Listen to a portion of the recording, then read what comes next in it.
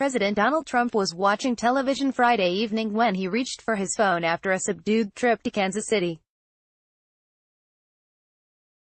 Though federal court documents did not name him, he felt the need to declare his innocence. Totally clears the president. Thank you, Trump wrote. Totally clears the president. Thank you, Donald J.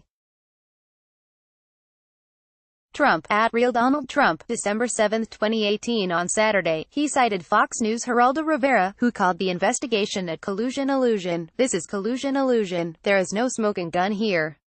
At this late date, after all that we have gone through, after millions have been spent, we have no Russian collusion. There is nothing impeachable here. At Geraldo Rivera, time for the witch hunt to end. Donald J.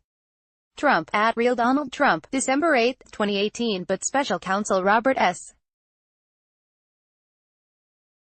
Mueller III and federal prosecutors in New York indicated they believe otherwise, making clear they have determined evidence shows Trump was the maestro of illegal payments to two women during the 2016 presidential campaign to silence their accounts of extramarital affairs and had knowledge of efforts by his former fixer to discuss political synergy and potentially conflict creating business dealings with Russia. What's more, Michael Cohen told federal investigators he had conversations with officials close to the president after Trump entered the White House, a new revelation that puts Mueller and his team inside the West Wing. Why Trump's call for overwhelming bipartisan vote for Barr seems unlikely. Friday might have been the most revealing day of the Mueller investigation.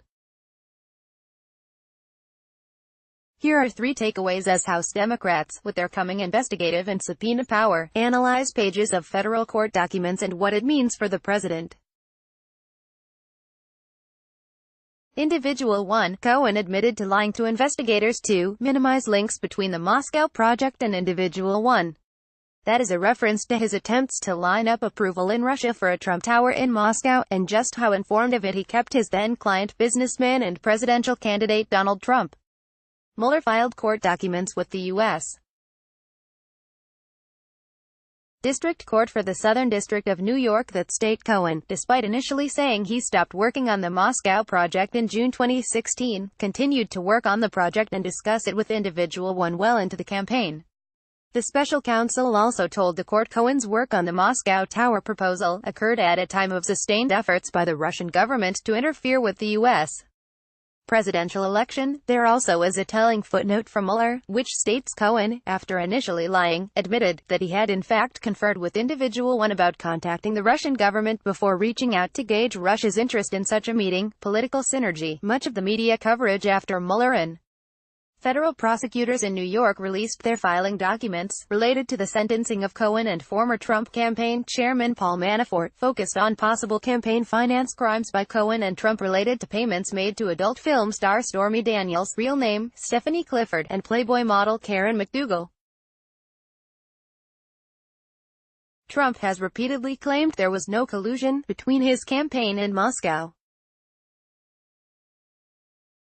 But Mueller revealed previously under wraps details about Cohen's contacts with Russians that could spell trouble for Trump, especially with Democrats taking control of the House come January. In or around November 2015, Cohen received the contact information for, and spoke with, a Russian national who claimed to be a trusted person in the Russian Federation who could offer the campaign political synergy, and synergy on a government level. 3 takeaways as Trump picks former Fox anchor for UN envoy post. That passage sheds new light on Russian officials' attempts to establish a relationship with the Trump campaign, but the special counsel held back on whether he has evidence the president was directly involved or orchestrating those contacts. Phenomenal conflicts. But the former FBI director did disclose Cohen's communications with a Russian contact who told him a meeting between Individual 1 and Russian President Vladimir Putin would have a phenomenal impact not only in political but in a business dimension as well. The latter is a reference to the Moscow project, and it could mean Trump's decades-long interest in building a tower in or near Moscow left him pliable to Putin and other Russian officials as he was seeking the White House. Trump said during the 2016 campaign that he had no business dealings with Russia, but the Mueller filing document suggests otherwise.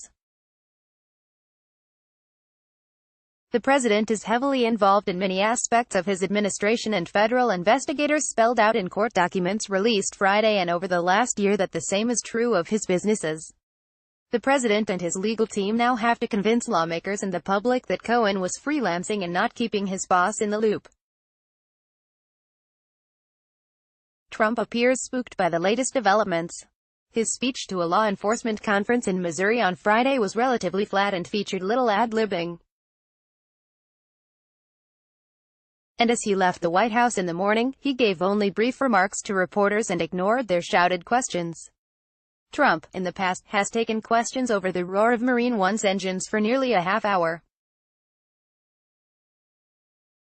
But on Friday, he made a beeline for the executive helicopters reporters asked about Mueller and Cohen. Trump returned to the White House late Friday afternoon to more shouted questions from reporters. He just waved and walked into the mansion without saying a word. Watch, Trump announces his picks for Ag and UN ambassador. Get breaking news alerts and more from Roll Call on your iPhone or your Android.